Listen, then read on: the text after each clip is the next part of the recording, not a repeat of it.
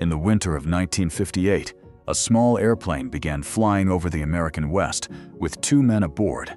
They were not carrying passengers. They were not crossing an ocean, and they were not trying to reach some distant destination. Their destination was nowhere.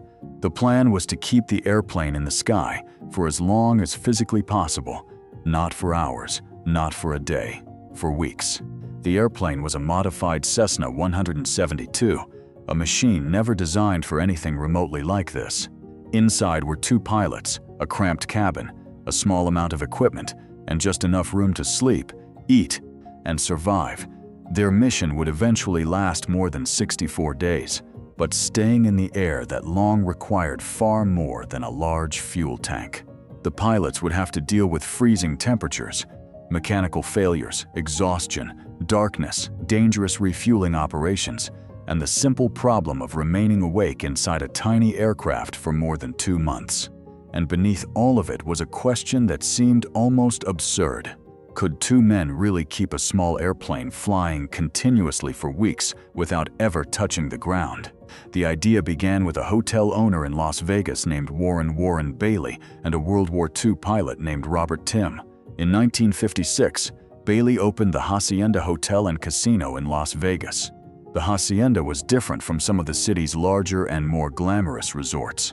It was aimed at ordinary travelers and families, and because its profit margins were relatively modest, Bailey was constantly searching for ways to attract attention. Then Timm came to him with an idea. If the Hacienda could become associated with a world record, the publicity could be enormous. The record he had in mind was not a conventional aviation achievement. It was an endurance record. Keep an airplane in the air longer than anyone else had ever managed. At first, the idea might have sounded like a problem of engineering. If an airplane could carry enough fuel, perhaps it'd simply keep flying. But aviation had already discovered a way around the fuel problem. In the early days of flight, endurance records were measured in minutes and hours. As aircraft improved, pilots could remain airborne longer, but eventually fuel became the limiting factor. Then came aerial refueling. In 1923, the United States Army demonstrated that one aircraft could transfer fuel to another, while both were airborne. Suddenly, the limits of endurance began to change. Aircraft could remain in the sky far longer than their original fuel capacity allowed. The records began falling. By the late 1920 seconds, endurance flying had become a serious aviation challenge, and records were repeatedly broken. But by the time Timm proposed his plan to Bailey, the aircraft themselves were no longer the biggest obstacle. The human body was. In 1949, 2 U.S. Navy pilots, Robert H. Haynes and his co-pilot, had kept an Aeronca sedan airborne for more than 46 days. Their achievement demonstrated that aerial refueling could transform a small aircraft into something capable of staying aloft for an extraordinary length of time.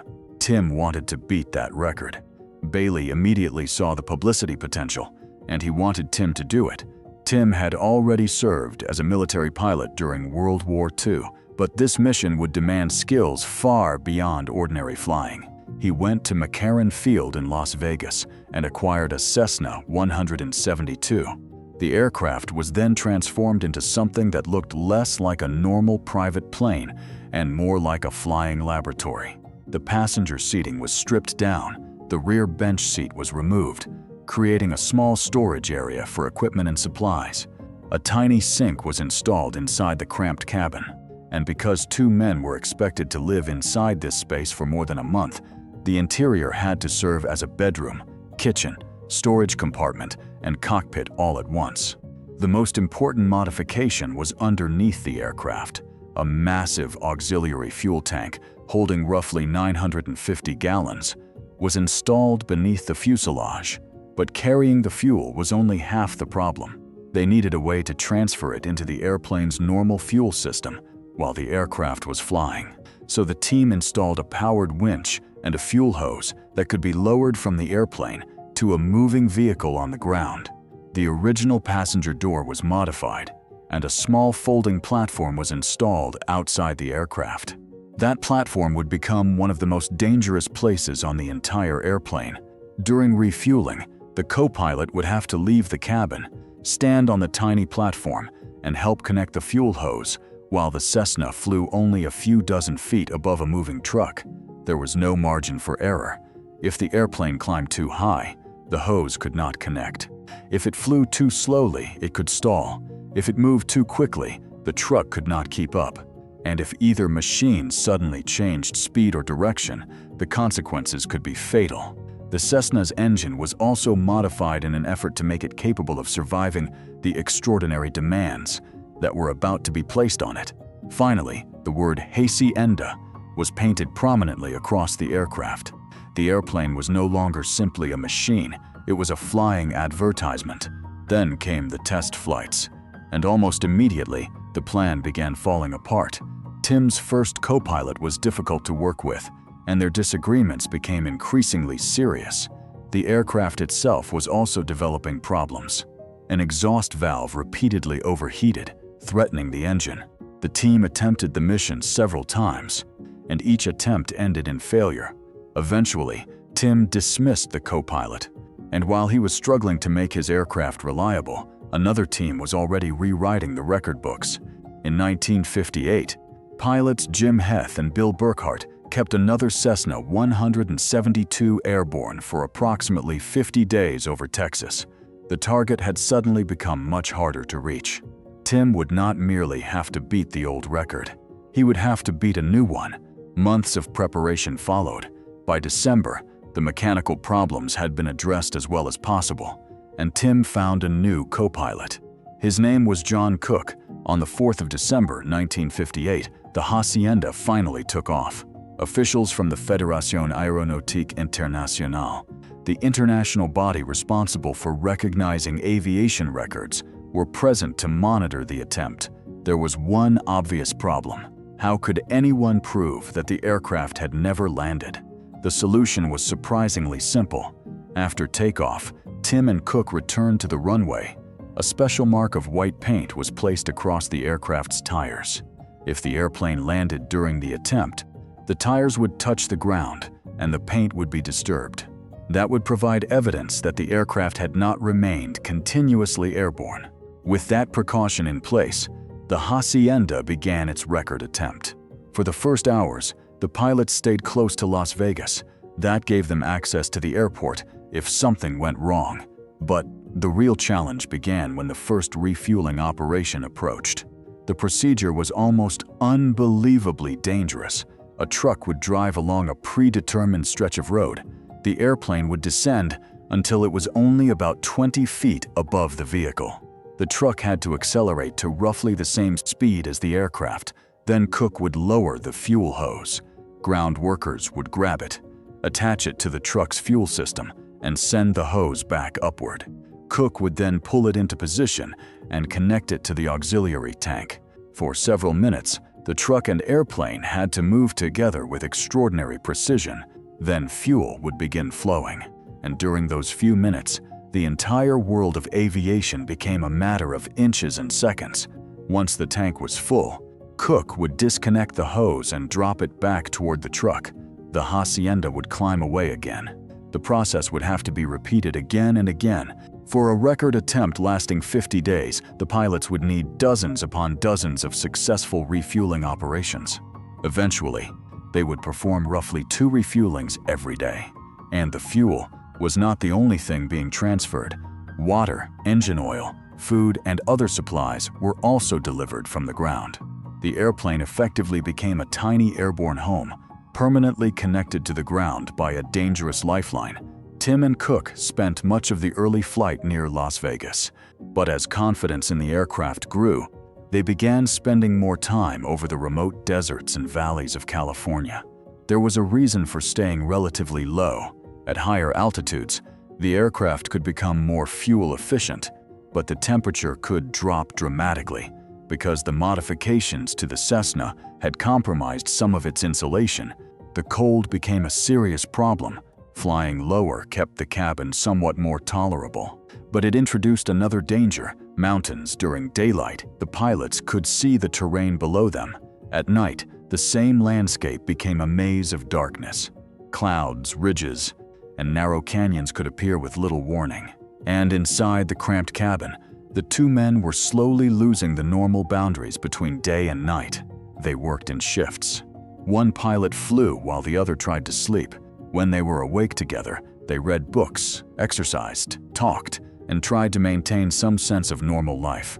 But sleeping inside a small aircraft was nothing like sleeping on the ground. The engine was constantly running. The cabin was cramped. The aircraft vibrated continuously. And neither man could simply close his eyes and forget about the airplane. Even basic human needs became complicated. The aircraft had a folding camping toilet with a waste bag. The pilots eventually disposed of the waste over remote areas of California.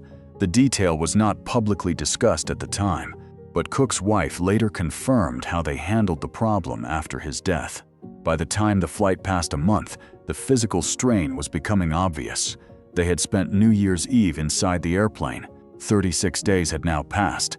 They were exhausted, confined to a tiny space, and surrounded by the constant mechanical noise of the engine.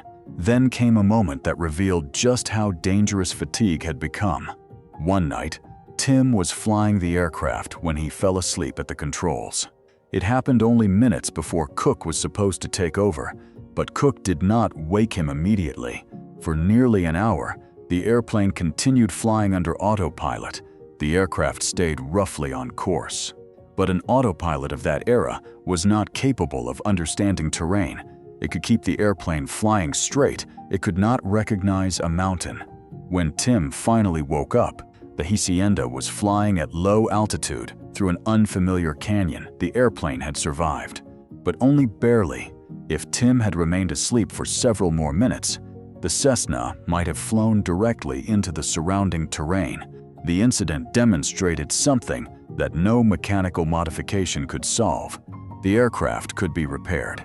The fuel system could be redesigned. The engine could be monitored, but the human beings inside the airplane still needed sleep, and there was no easy solution. Then, on the 12th of January, the 39th day of the flight, another serious problem appeared. The generator failed. That meant the aircraft lost an important source of electrical power. The radios were affected. The lights were affected. The heater was affected. And perhaps most importantly, the normal system for transferring fuel from the auxiliary tank into the aircraft's wing tanks could no longer operate normally. The ground crew managed to get a small wind turbine into the air to provide emergency electrical power. It was enough to keep the radios functioning, but it could not solve everything. For the remaining days, fuel had to be transferred manually. That made the already dangerous refueling operation even more difficult. At night, it became worse. Without normal lighting, connecting the fuel hose to the aircraft was almost impossible. The team improvised.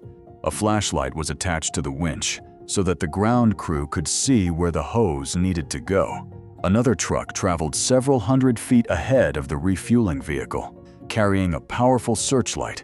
The beam helped illuminate the operation. It was crude, it was dangerous, but it worked. The problems continued. The fuel gauge became unreliable. The tachometer failed. Carbon began building up inside the engine. Every additional day placed more stress on an aircraft that had never been designed to remain airborne for anything close to this length of time. And yet the Hacienda continued flying. By late January, the attempt had become impossible for the public to ignore. Warren Bailey had originally wanted publicity for his hotel. Now he had it. A schedule was published showing when the Hacienda would pass over different cities. People looked toward the sky. Newspapers followed the flight. The aircraft became a national curiosity. At one point, Bailey even arranged for a separate airplane, carrying photographers to fly alongside the Hacienda. The photographers captured images of the two pilots and their extraordinary aircraft. Cook even stepped outside the airplane during one flight and appeared to be cleaning the windshield. The photograph was dramatic. The country was watching. But inside the aircraft, the reality was far less glamorous. Two exhausted men were living inside a machine that was slowly wearing itself apart. Then came the moment they had been waiting for. On the 23rd of January, 1959, at approximately 3:52 in the afternoon, the Hacienda surpassed the 50-day endurance record. The record was theirs. They had done it. They could have landed. But Timm and Cook decided not to. As long as the airplane could keep flying, they would continue. One day passed, then another. The record kept growing. The public watched, the newspapers followed. And inside the cockpit, the two men kept surviving. 14 additional days passed after they broke the 50-day mark. By now, the question was no longer whether they could set a new record. It was how much longer the airplane itself could survive. Finally, on the 7th of February, 1959, the answer became clear. After 64 days, 22 hours, 19 minutes, and 5 seconds in the air, Timm and Cook contacted the control tower at McCarran Field and requested permission to land. The Hacienda came down. For the first time in more than 2 months, its tires touched the ground. A crowd was waiting. Reporters had gathered. Record officials were there. Supporters had come to witness the landing. Timm's wife and children were there. Employees from the Hacienda Hotel were there. And when the aircraft finally stopped, the two pilots were so physically exhausted that they could barely get out on their own. Officials inspected the airplane. The white paint placed on the tires before takeoff was still intact. The evidence was clear. The Hacienda had really done it. Two men had kept a small Cessna 172 airborne for more than 64 days without landing.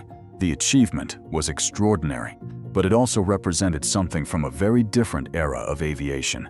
At the time, endurance records were celebrated as demonstrations of human courage, mechanical reliability, and sheer determination. Today, the same attempt is difficult to imagine.